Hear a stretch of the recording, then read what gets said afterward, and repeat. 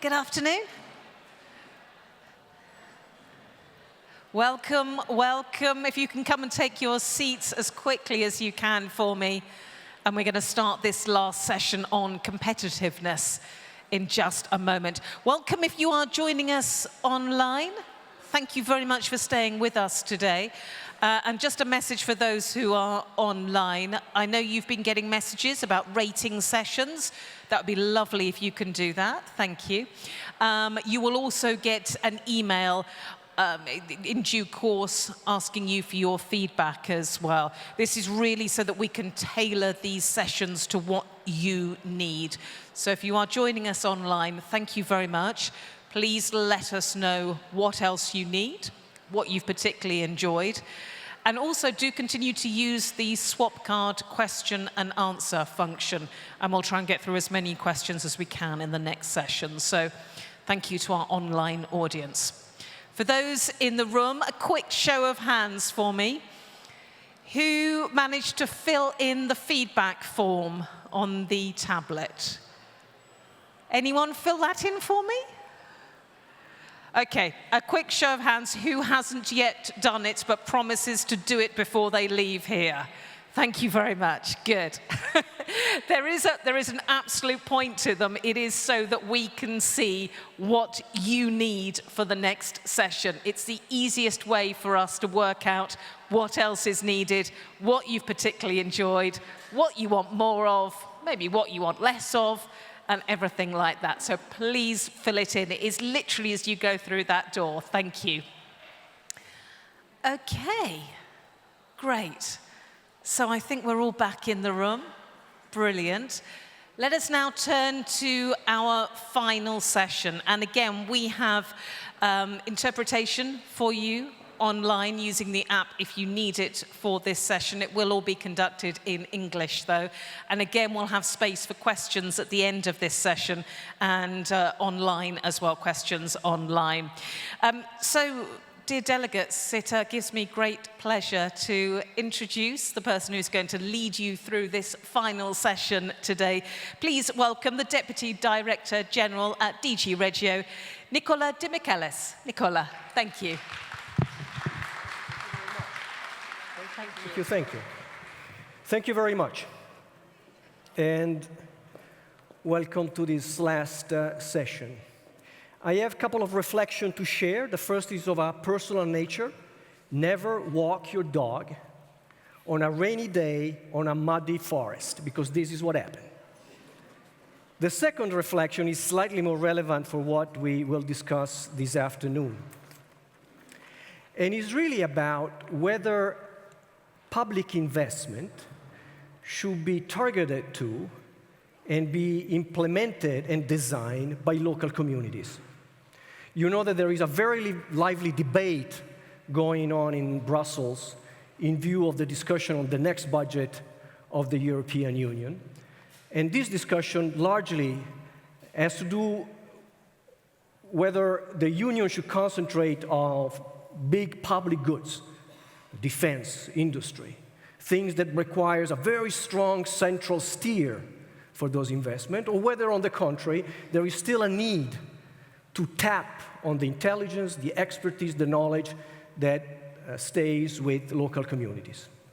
And I think that the JTF story, if anything, have shown how that expertise, that knowledge, that intelligence is so crucial in designing programs and make them efficient, effective, impactful, recognized by local communities, owned by those local communities, and therefore how it's important to find the right balance between these two ways of designing and implementing investment.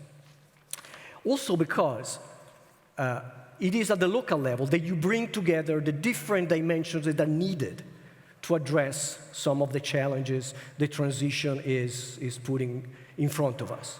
You cannot address the transition by looking exclusively at environmental problems or upskilling or at research and innovation or infrastructure. You need to bring these things together. And it's at the local level that these things come together. So what we will do over the next in the next hour is to look at a particular dimension of the transition, which is how to accompany firms, small firms in particular, to diversify and to modernize, and how to attract new activities, new industry in the regions, to accompany and the transition that these territories are going through. And for this, we have 4 speakers that will tell us their story.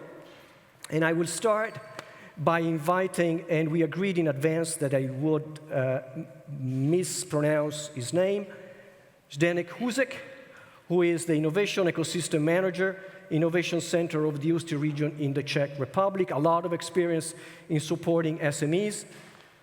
Zdeněk, the lectern is yours, or you can stay there, but use the lectern. Okay, so good afternoon. It's a great pleasure for me to be the first in this panel. So I would like you to explain how we are working with our innovation ecosystem of the region and how we are, let's say, working with challenges and opportunities in our region. So, concerning Ústí region, so we are industrial, transitive, and lagging region in the northwest part of Czech Republic, between our capital city of Prague and between Saxony.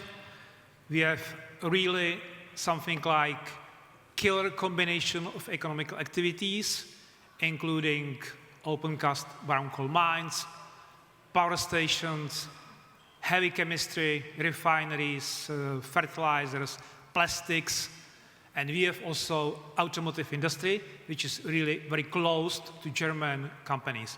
So you understand that our economical problem is really, really high.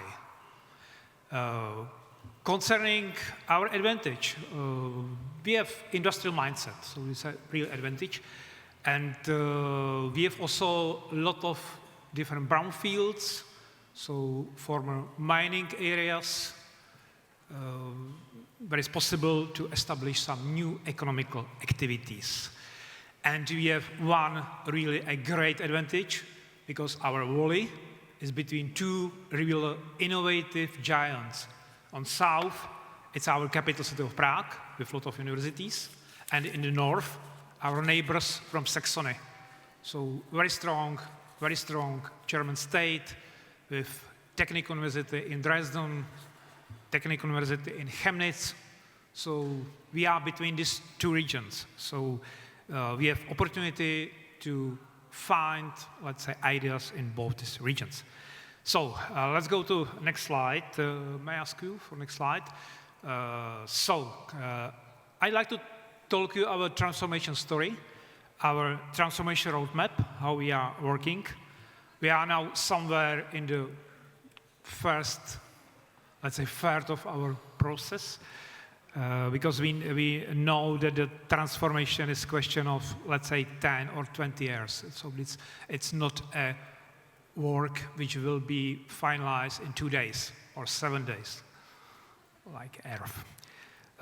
So, first step for our transformation or for our ecosystem development was the founding of innovation center, because each ecosystem needs something like orchestrator, some coordinator, somebody who is responsible for pushing the system to some development.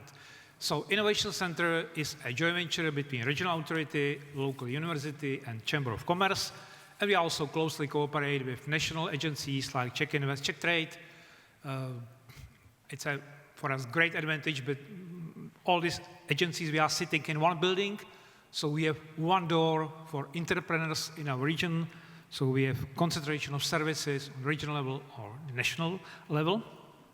So it was the, let's say, the first step for growing our ecosystem. Second point, each this activity must have a budget, because strategy without budget is a nonsense. So we have quite good budget for implementing this strategy. Second point was how to increase the number of innovations, the knowledge agents. And we have developed a strategy, I called it Fast Train to Prague. So we have discussed, we have a lot of dialogues with rectors, deans, heads of departments in Prague universities, and we told them, hey colleagues, for application research you need heavy labs, you need semi-production lines, you need test beds. And it's not possible to establish something like this in chemical production in Prague. Expensive land, expensive workforce, and sometimes also some regulations. So we established, let's say, this partnership with Prague universities, and now we have first two research centers. First is focused on energy engineering, second is focused on geothermal energy. It's a really center and European level, led by Charles University from Prague, with participation of Technical University in Delft from Netherlands and Technical University in Potsdam from Germany. And now we are preparing the two new activities, the Center for Circular Economy, for New Materials, and Center for Clean Tech and Nanotechnology. These activities need support from HR, so our regional university is now very active in reskilling people, not the top people, but let's say this middle qualified people for working with these technologies. And we also open something like Welcome Office, so the office for soft landing of students, postdoctorant students or PhDs or professors from other regions in our research facilities. This is a current situation. I think you understand that it's nice to have these research centers, but still the high-skilled people are not living in our region. They are working in Prague, and they are using this fast train in the morning to visit these labs. So the next steps. Now we are focused on 2 points. The first point is preparation of spin-offs, startups, and let's say technology transfer from these new research centers to local industry, and for establishing new companies in our region. And we really appreciate the flexibility of just transition mechanism, because we have developed the, let's say, portfolio of financial tools which support these new activities. So we have now vouchers, we have R&D grants, we have soft loans funded from JTF, and very important part of our efforts is now connecting to private capital, because for sustainability of this type of activities, you need private capital. Because it's nice to have public funding, but the private capital give you a sustainability and the performance to the company. So we are working with different private equity funds or venture funds, partly funded from European Investment Bank. And so we have now a mixture of different financial tools for supporting the results from these R&D centers. So last 3 points. What are our, let's say, key message? So the first message, for lagging regions, don't be too much, let's say, active in let's say, promoting only high-tech products. For lagging regions, it's also important to absorb innovations, not only to develop innovations, but also to absorb the innovations from other regions, from other research centers to local businesses. Second point, we are using tech-driven innovations, but also societal innovations. For example, great topic for us is now solving the reclamation of former mining areas, for example, with some lightweight materials, with some technical flowers or technical crops and so on. And last point, our main work is now the facilitating of discussion between industries and research.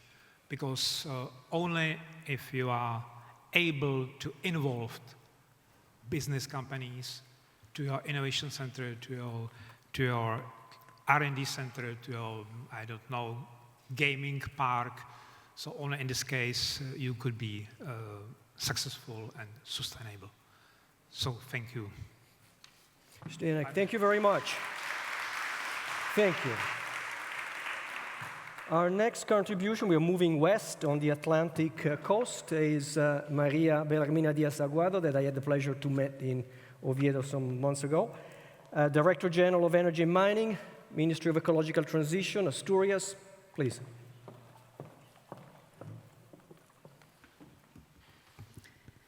Good afternoon. Well, I come from a green paradise, which is Asturias. And please, next.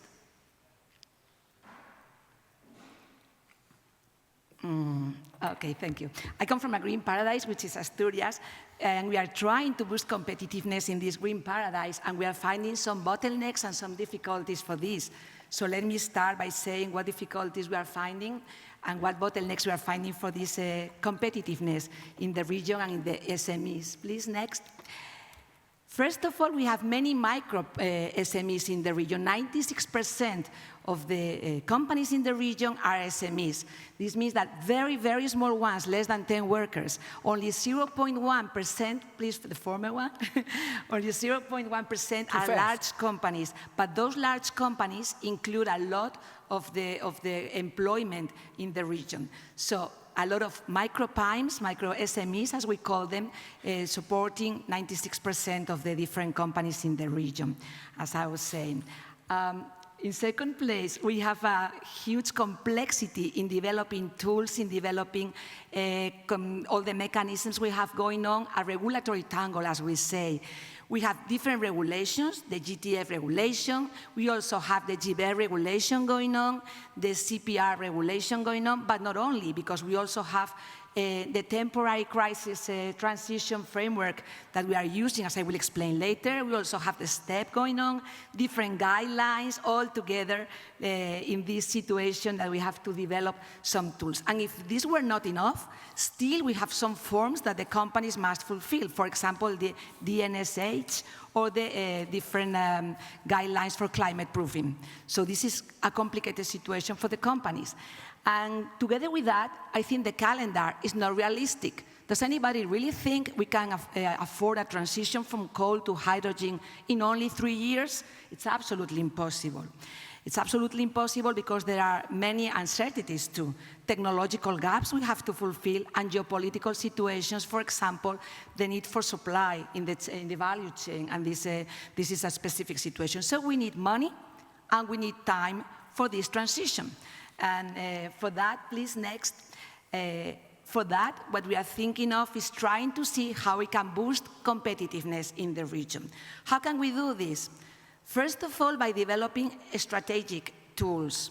For example, developing our own impact assessment, see where we have to act, and also develop strategic documents and see where we want to allocate the funding, where we want to spend that money, because it can go directly to the companies.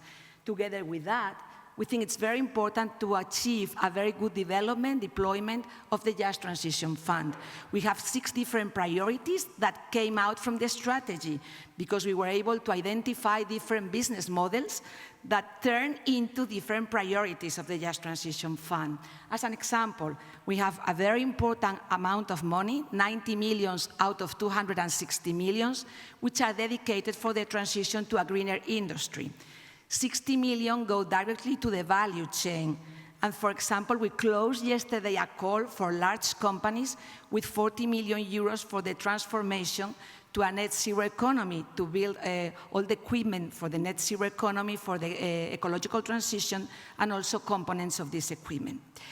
In third place, we also have the support, the specific support of SMEs, and we also have 30 million for that. 15% of the budget is allocated to innovation. There are 2 very interesting, for example, projects going on in former coal mines, in former shafts. We have here the mayor of Laviana. One of the projects is in his territory, in a former coal mine, to develop a pole of attraction of agro-food. And there is another very interesting project going on in another municipality in Santiago to develop specific technologies underground and enclosed spaces. The reclamation, we only allocated 6% to that. And you would say, why? Well, that's the need of deciding where you want to allocate the money, because we have already money going on for reclamation, and we are ourselves achieving these reclamations as regional authority, mining authority. 6 mines are being reclaimed by us, 94 million euros, with money coming from Europe through the mechanism of resilience, and also from the central government. So we already have these reclamations going on. We didn't need the Just Transition Fund for that. We have 200 employments in these local territories, specifically in the southwest. The mayor of Ibias is also here. And finally, the reskilling and skilling. All this requires a lot of social dialogue.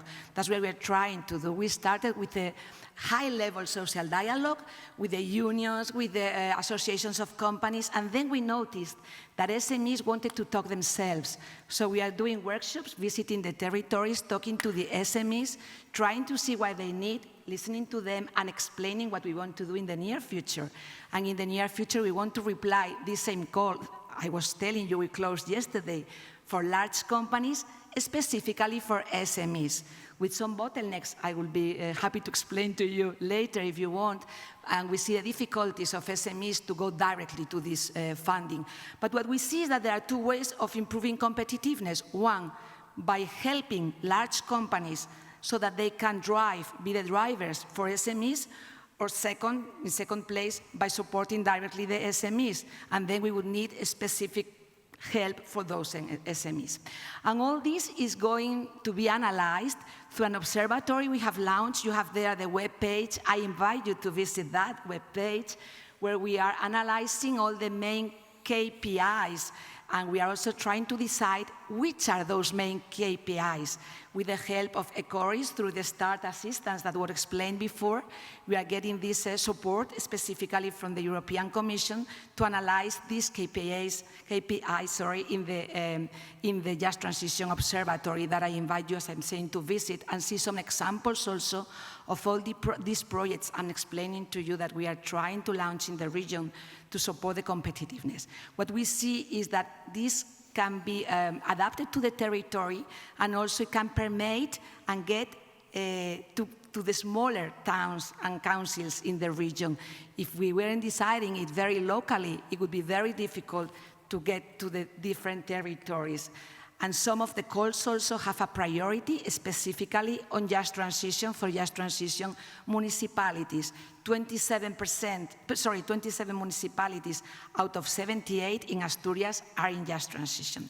So finally, we need to succeed in this transition altogether. SMEs, large companies, and of course the municipalities and the governments. Thank you. Maria, thank you very much. Please. Thank you. And the final contribution, we're moving north around the Baltic, is from Annika Makitalo from the region of Västerbotten. Annika, please.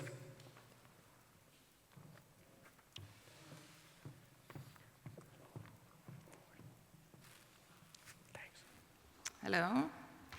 And thank you so much for the invitation to speak here. I'm excited to tell you about what's happening in the north of Sweden, in our region, Västerbotten, the opportunities we see and the challenges we're facing. My name is Annika Mäkitalo, and I work as a strategist at Region Västerbotten. And my profession, the area I focus on, is education and business development. Right now, in northern Sweden, is going through major changes, especially with shift towards green industries. Many companies are interested in establishing in Västerbotten and in north of Sweden, and I have dialogue today with companies who have contacted me about that because they are interested in the area. And why is that? I hope I have, yeah, I see it now. We have some keywords, what we are working about, and it's the access to land and fossil-free energy. Mainly hydro energy, but we also have power energy and so on, but that is why many companies are interested in Västerbotten. And another thing, that we see is crucial is that we have a long history in industries like mining, metal, and timber. And those companies are rather big and have worked with sustainability for a long time. And we have newer companies, the subcontractors, who also want to work with sustainability. And we also have one key project, and that is the battery factory Northvolt in Skellefteå. And that is a major part of the green transition, not only for Sweden, but for the whole Europe.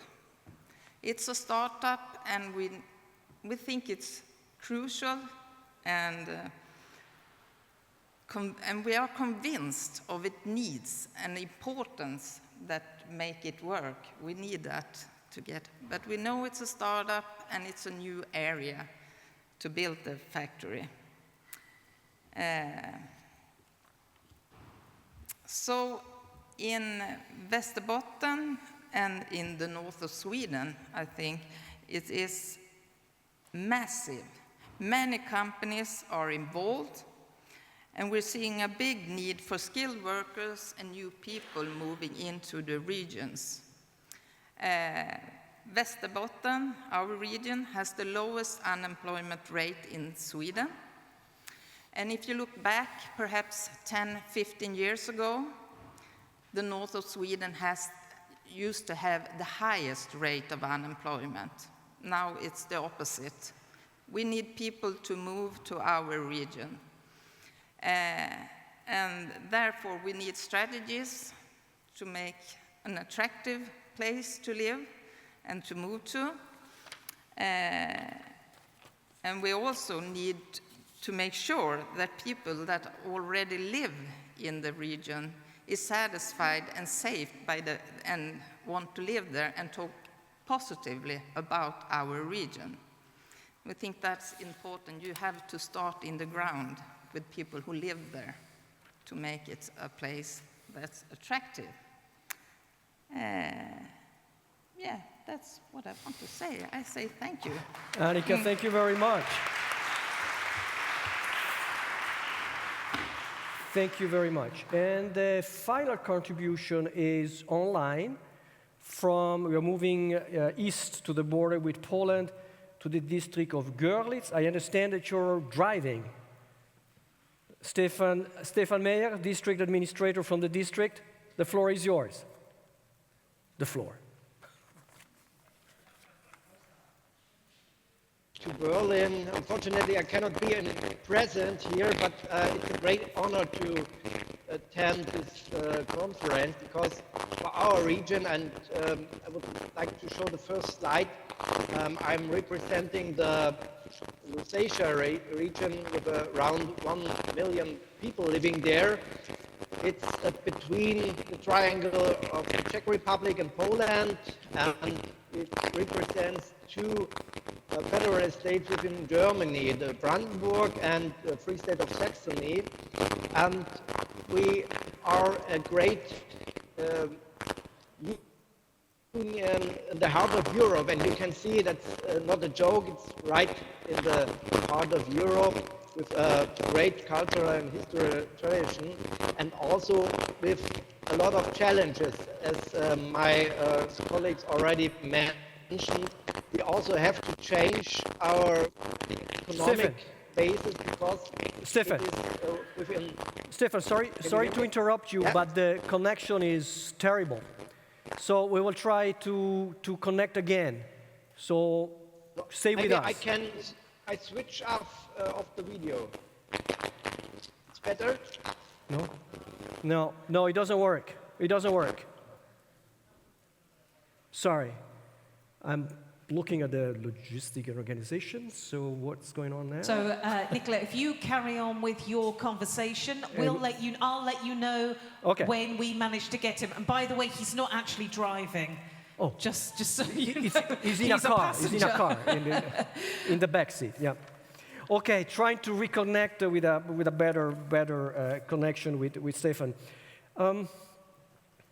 I just wanted to come back to you on a few of the things that have emerged from your presentation. And the first is really about the fact that the transition is about change. And the question is, how can you convince small and medium-sized enterprises that have been there for years and years to change and to embrace change and to be ready to adapt, to incorporate new technologies, to innovate? Because I assume, and I say it in many of our countries and regions, that there's a lot of resistance. So what are the incentives that you have developed to engage in that conversation with small and medium-sized enterprises? Yeah, it's a very difficult topic. I think there are two options. The first is, let's say, presentation of good practice to companies, and second, we are using system of so-called key account managers. So we are communicate directly with the companies, and we try to persuade them that yes, if you would like to be more competitive, for example, you must make some activities in digitization, for example, in the utilization of AI in your processes. So on the other hand, this activities now is not for each company. I have talked, for example, with my colleagues from UK, and they supporting about 1 to 2% of companies in the region. So we must start with so-called early adopters, so with people which are able to do the change, and not with each other. They will continue in future if they see some best practice. Nicola, may I just interrupt you? I'm so sorry to interrupt you. We do have Stephen back again. We're not sure how long we can have him for, so maybe if you would like to speak to Stephen. Thank you. Stephen, back to you. Yes, thank you, and it's a pity, but now we stopped, and I'm not driving, actually, I'm just in the back seat, so I will try it again once more. Thanks for the opportunity to speak to this auditorium, because it's for us very necessary to have this session here. And as you can see, we are in the heart of Europe with around 1.3 billion people living there in the border between Czech Republic and Poland. And actually, I'm the district administrator, such a regional governor for the Saxony side, the district of Görlitz. And we represent regions between two federal states, Brandenburg and the Free State of Saxony. And as you may know, that we are in a transition process, because a lot of energy is produced in our region, but it is produced within the brown coal, and it's not the future, as you know, and therefore it's necessary to get a greener economy in our region. And within the energy sector, it's also a big, small and medium-sized companies between the textile industry, automotive sector, and also the glass industry. And now we have to change, and the big opportunity we see is within the Net Zero Industry Act from June this year. And we want to use this possibility to get the first net zero valley in Europe. And this is a great challenge, but it's also a great opportunity to get together different partners, the municipalities, the companies, also the science sector, and therefore we are working on this application. For us, it's an opportunity because, as you may know, the Germans are very disciplined, and we want to do everything very, very well, and often it's a problem, and therefore the strategic goal from the European Union to get around 40% green tech in 2030, this is for us a possibility to fasten our planning and approval processes. And now we are working on this application. We will implement it in autumn this year. And we also want to build a net zero academy, because I think it's necessary that the skills and the education for this transformation process is going within the people. We need the people, as we also heard from Sweden. It's not so easy for the rural regions to be attractive for the high potentials, and therefore it's necessary to have interesting work challenges and possibilities, and that's also one of the part of the Net Zero Valley application, to implement this academy and to get it implemented as soon as possible, to be attractive for international investments from all over the world in our Lusatia region. This is the short highlight I want to bring in, and I'm looking forward to have the discussion with you. Hope the audio connection was better now. Thank you. Thank you. Thank you very much. So I go back.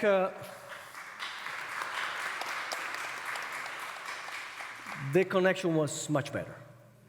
I go back to the discussion. So I don't know whether you want to come in, Annika or Maria or even Stefan, on the question of what type of incentives you have put in place, or you think they need to be designed and developed to bring with you the SMEs in a diversification and modernization process.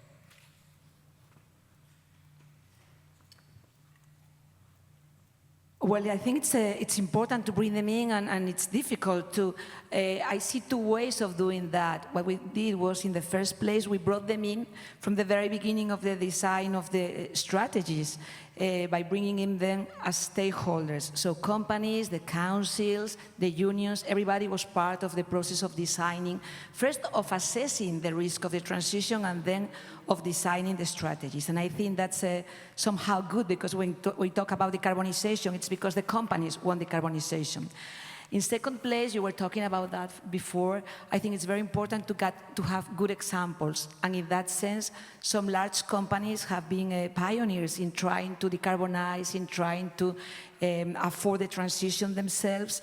So they have transmitted a very good message to the SMEs. But I think that's not enough, so we need to support them specifically.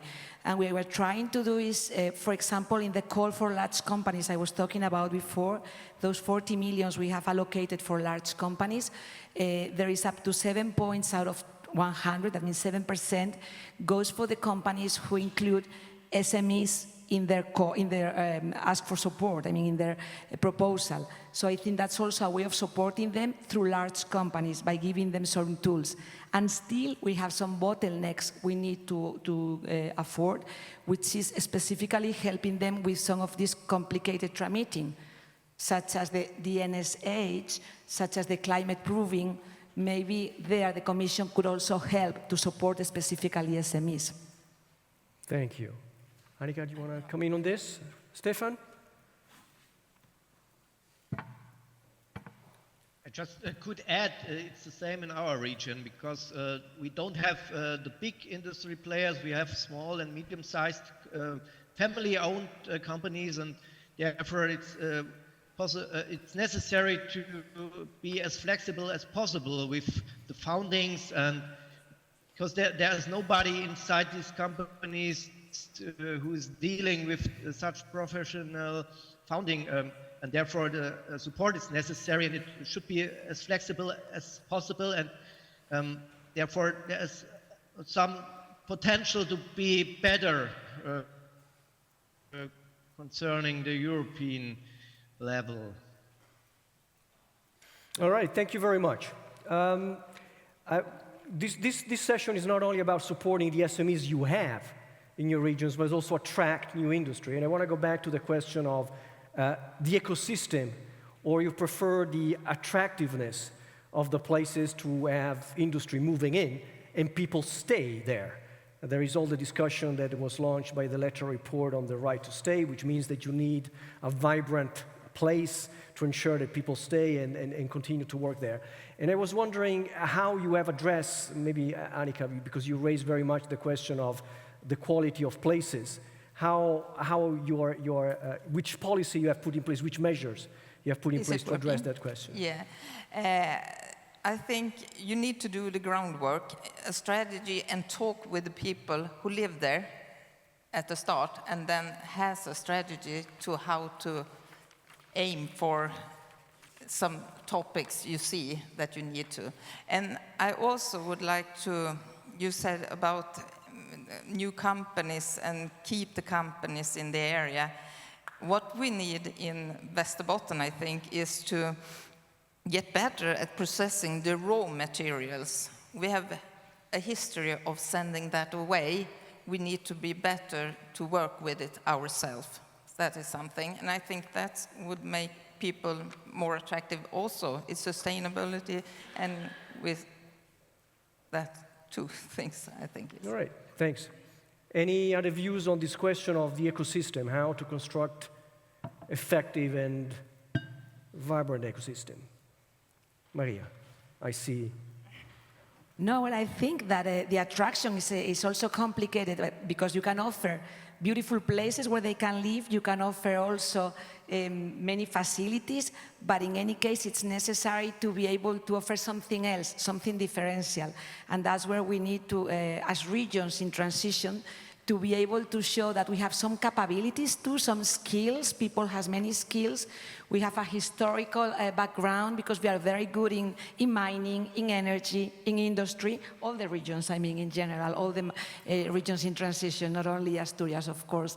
And we have to be able to attract people knowing that we have some strengths that they can use when they come to the territory. If you put that together with infrastructure, if you put that together with the pride of people that the commissioner was talking this morning, and that willingness to develop things and to work very hard, I think that could be also an attraction. But it's very important, as you said, to listen and to talk to people and know how to implement this. Thanks. Stenek? Stefan? Yep. I just could add, I think we should use this opportunity to be the first, the starter with the new technologies, because we have to transfer it. It's a duty, it's a necessity, and it's also a big opportunity, a chance. And therefore it's attractive for also younger people to come in a region where there's something going on which is not going on in any other region, and therefore we want to use the green technologies, these key technologies, storage, grids, decarbonization, and all these parts to be attractive. And we also have now a lot of science centers, for example, the German Center of Astrophysics in a rural region, and it's not imaginable that such a good challenge is going on in a rural region within the Lusatia.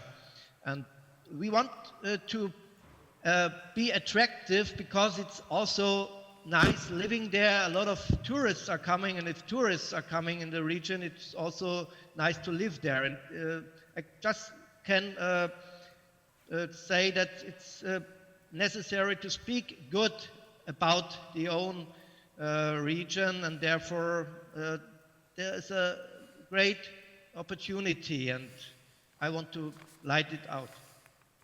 Thanks. If you don't mind, I would like to move a bit to the specifics of the JTF, because now we discuss a bit in more broad terms.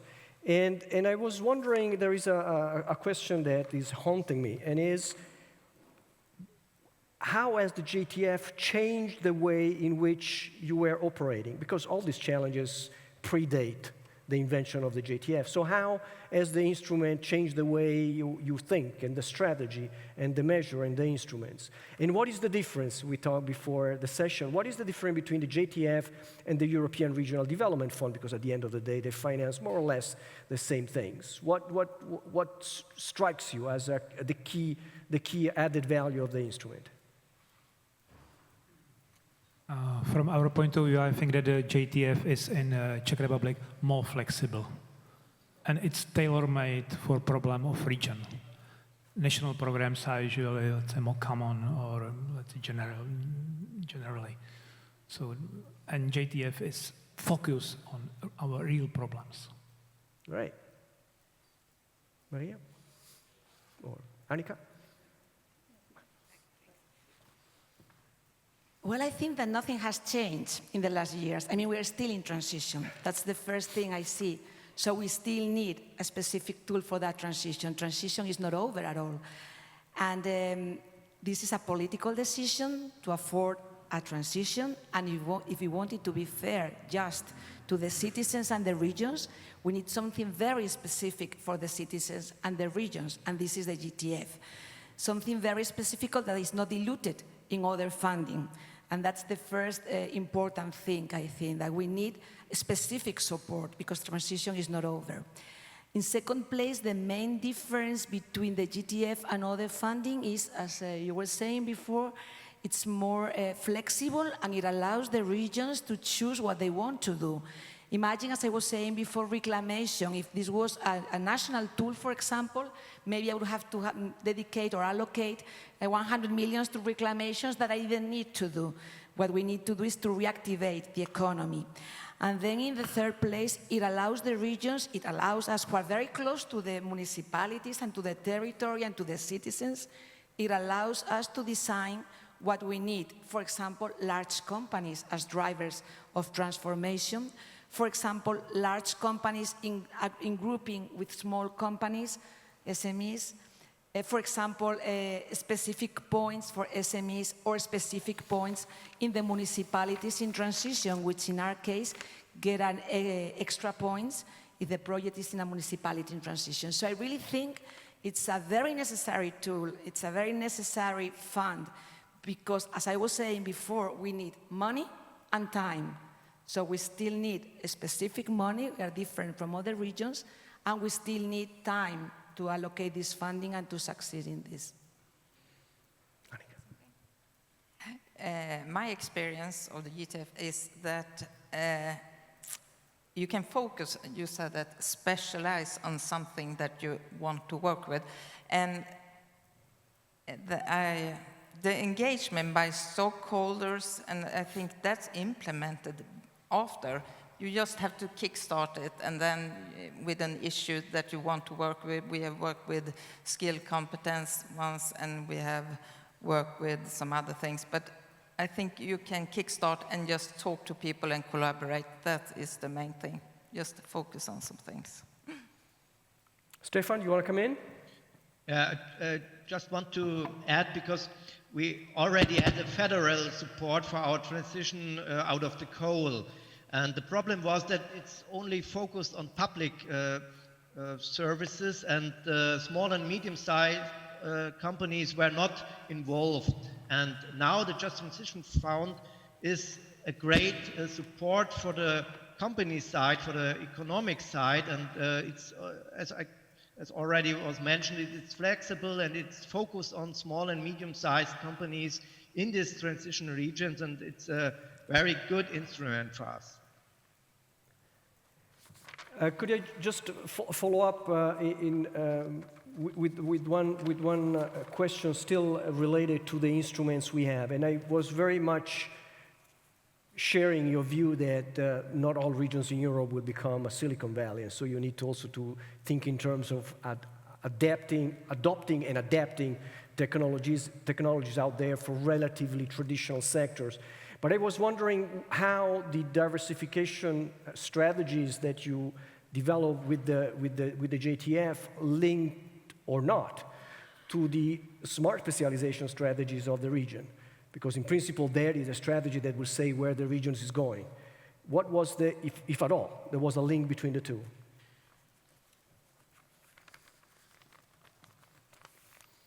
We do it that we change the smart specialization strategy to transformation strategy. So, for example, in chemistry, we have strategy from traditional chemistry to green chemistry. So low pressures, low energy consumption, better sorbents, better catalyzers.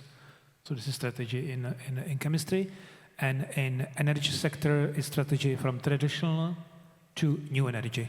Also to energy storage, to management of energy grids. So we have now smart specialization strategy based on this movement from traditional to new one, but still in the same specialization. So let's say with the same basic knowledge of the engineers and people from companies. All right. Anybody else? Yeah, Arya. Yes, I mean, it's aligned. From the very beginning, we've been also working together, the different departments, aligning both the smart specialization strategy with the just transition plan and program. So, for example, when we are talking about the priority 4 dedicated to innovation to research, it's specifically in the agro-food areas, which is a very important area for our region. It's also specifically on hyper-automatization, which is also important for the innovation system and ecosystem of the region. But not only, for example, we have a hydrogen valley being developed with European funding, but not with the Just Transition Fund. What we are trying to push in the region is all the value chain of the parts and spare parts of those components of the hydrogen valley or from the e-fuels, where we can allocate in the value chain the money for this development. But it's not the development itself, it's also where we want to go, where we want to focus on energy, again, on storage too, on low carbon industry, on hydrogen, on e-fuels, and that's where the region is focusing together with agro-food, as I was saying, and with hyper-automatization. Thank you. What would I add? We have been focusing on the subcontractors to the metal industry to get them more sustainability. That's our. Stefan. We have a mix. I think it's good to use the basis we have. As I already mentioned, we come from the energy side with coal, and now we have the power plants. We have the knowledge, we have the people who have competences in this field, and we want to change to clean power energy generation within hydrogen energy or with photovoltaic, wind energy. And these competences are here in the region, and we will use it in the future. And also, we want to be attractive with very new possibilities, as I already mentioned, with the astrophysics. And the astrophysics from the science part will be that attractive that companies will come in the region because the scientists are here, and I'm focused on the company side now, that we get the workers out of the science in the small and medium-sized companies who are profiting from this science in the region. Thank you very much. Now, let me be a bit provocative, because if I hear you say, well, the JTF is great because it's flexible, give us money, we decide what to do, we involve local communities. Now, I'm the Ministry of Finance of a country that has doubt about transferring money to the EU, for that money to be transferred to local authorities to do, I'm overdoing it a bit, whatever those local authorities decide is worth.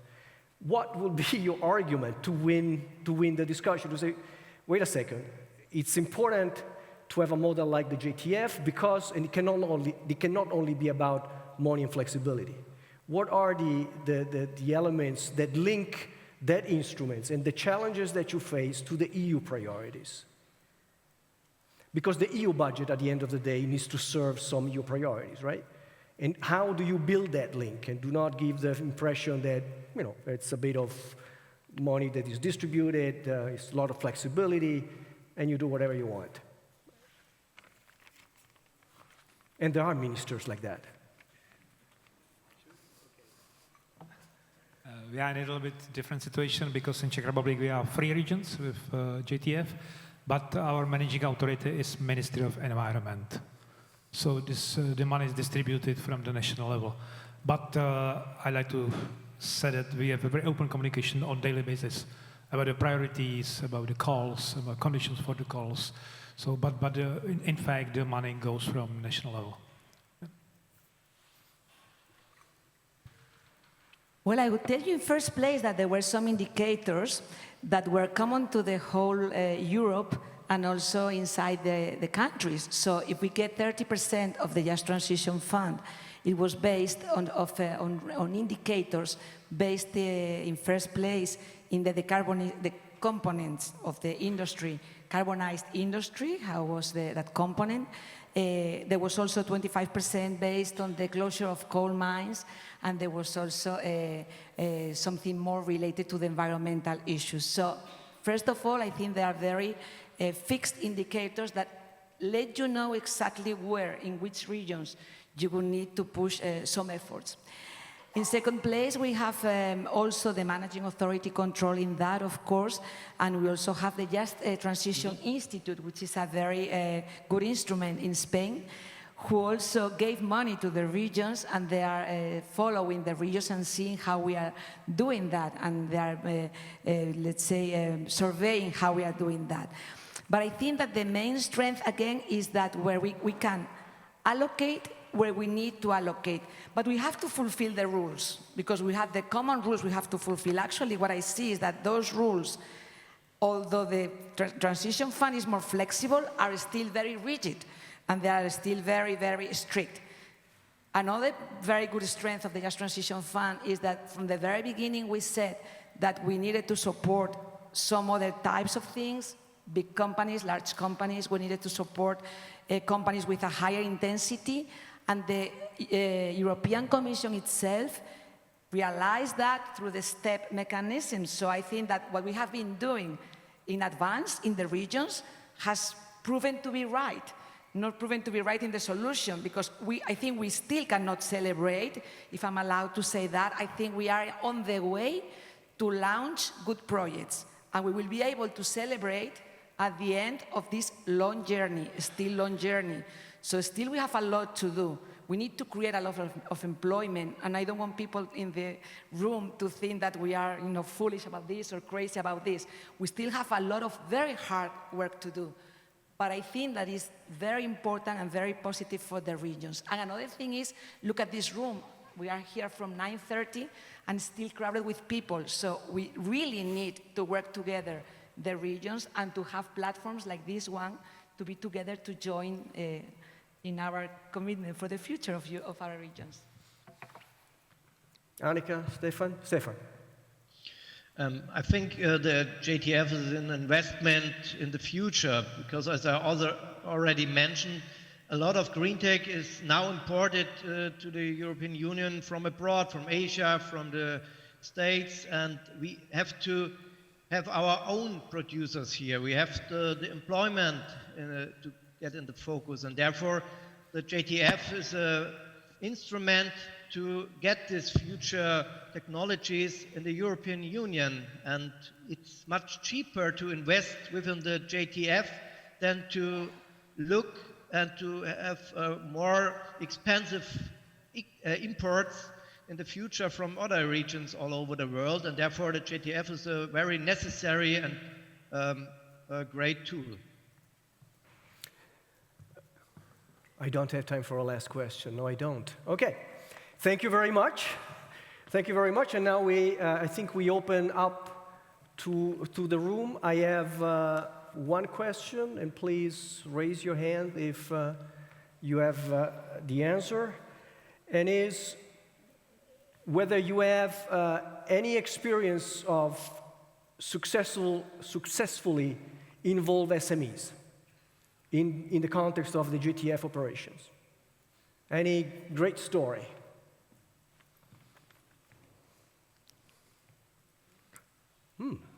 That's interesting. Or maybe you had a fantastic experience in attracting new industries with the measures, the very concrete measures that you have put in place. Please, there.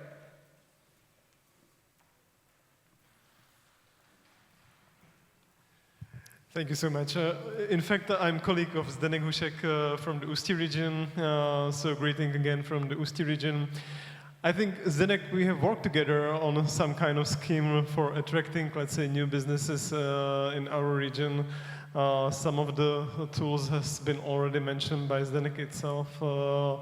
I mean, some special kind of vouchers to attract, let's say, companies to at least make up some basic cost-benefit analysis and studies if their intentions are or are not real and can or cannot build some meaningful business case. And in fact, in relation with Zdenek's work, we are trying to attract many businesses through the work of our so-called Smart Accelerator project, which is dedicated to several, let's say, potential industries in our region, like the hydrogen industry is. So I think that's an important part of the whole Just Transition story of our Ústí region as a coal region in transition. Thank you very much. Any other? Please.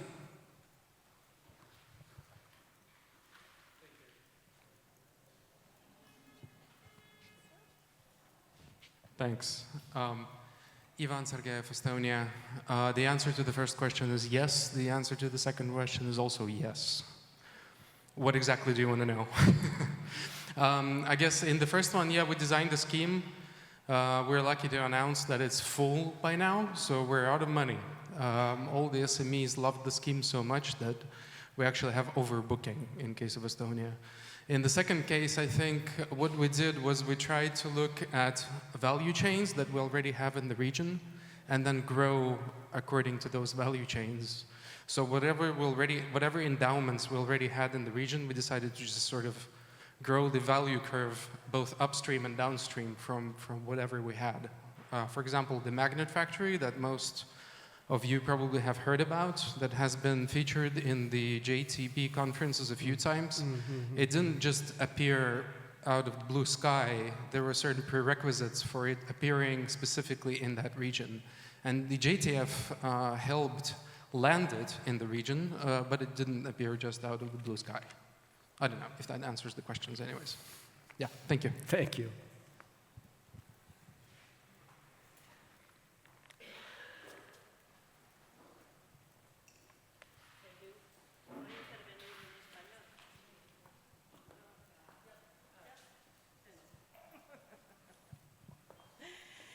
Thank you. May I Voy a speak in intervenir en Spanish? español. Lo digo por si I'm going alguien to quiere poner take the los floor and auriculares. speak in Spanish. Esta plataforma So se llama de transición this justa. platform is called a Efectivamente, Just este fondo de Transition transición platform, justa and this es Just un Transition camino Fund que is hemos a empezado, como decía pathway Mini, y that we como han have dicho started muchos de los walking intervinientes hoy, upon, as Minit es un said, and fondo que as many of está the speakers have said here cumpliendo today. una This is a función. fund that is Pero fulfilling a tenemos que function. trasladar la But experiencia. Yo soy we want, representante de well, I am ayuntamientos que fueron mineros. a representative of Y en muchos de esos municipalities that ayuntamientos have que been fueron mining mineros, la realidad municipalities. es que And in many of hemos these hecho el municipalities, the cambio reality is energético porque that se cerró la we have minería, porque se cerraron las carried out a térmicas, energy pero change, because lo que no se creó fue empleo. mining Por places were tanto, closed la down realidad and en other muchas de plants, power ellas, y no plants en were todas, closed porque down, se está but dando no pasos, jobs were en muchas created. de But ellas the es que la reality, in many gente, sobre todo cases, la not in gente all of them, joven, is se that va. young people Y are leaving poblaciones que our eran de 15.000 quedan en villages or 7.000. our Los que region, eran de and 30.000 villages quedan en with 15.000. Todos los que se 30,000 han ido inhabitants son go down gente to joven. Yo 15,000 inhabitants. siento So verdadera envidia de everybody las leaving algunas our experiencias que han villages contado are aquí young de people. So I cómo really envy some of the tienen experiences pleno that have empleo y been necesitan más gente. told Nosotros lo here que today, that necesitamos have been es empleo explained here para que la today gente vaya. about the Lo que increase quiero of trasladar workers en there. este What we momento need is to es have que este employment for camino people de to la come to our transición villages, for justa people y de to este not fondo de leave our villages. transición What I mean is that está this empezando pathway of y que transition nos queda is mucho, mucho, mucho por at hacer. the Y que no beginning, tengamos and la we have a tentación de lot to pensar do.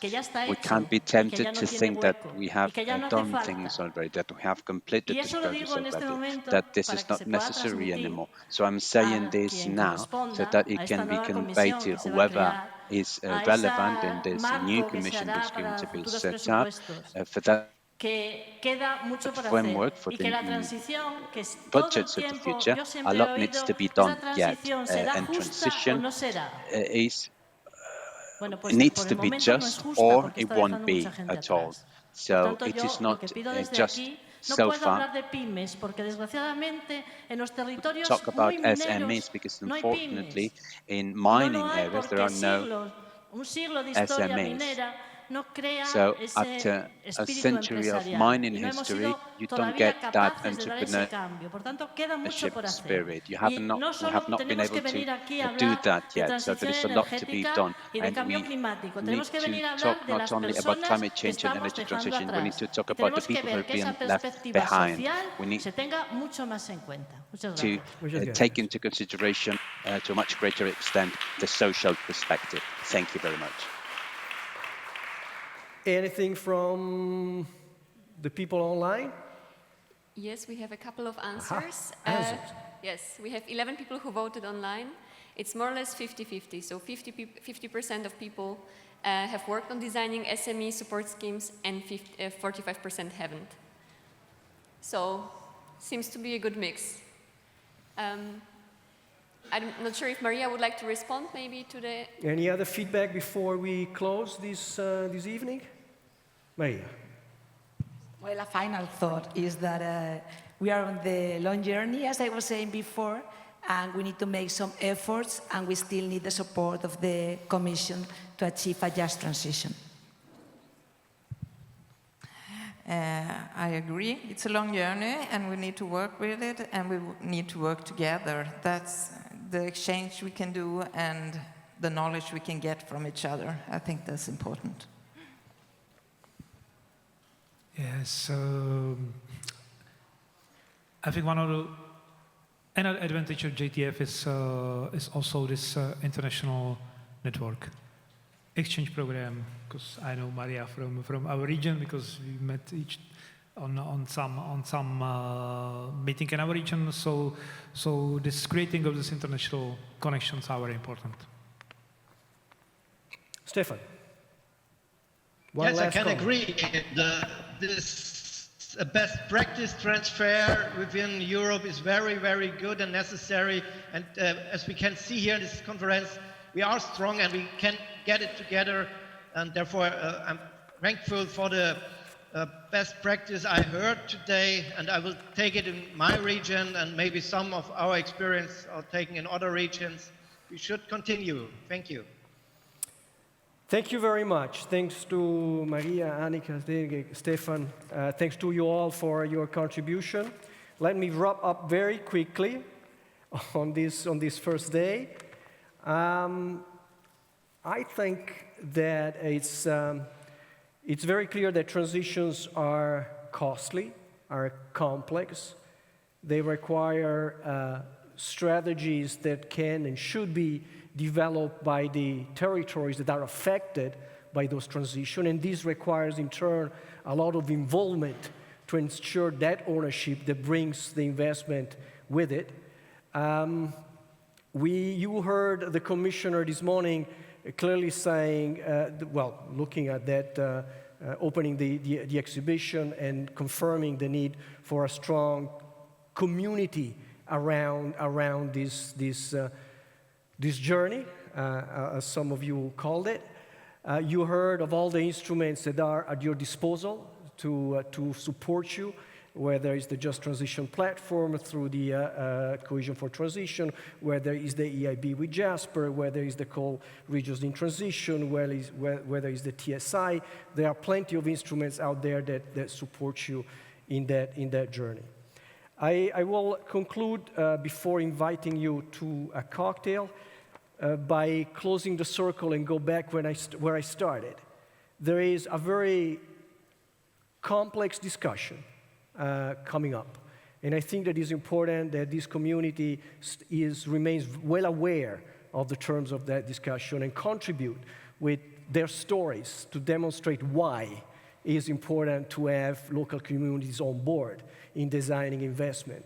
That not all investment can be designed centrally in a sectoral manner, but they need the integration that only you guys at the local level can bring about. And with that, thank you very much, and I invite you for a cocktail, I imagine, in that room.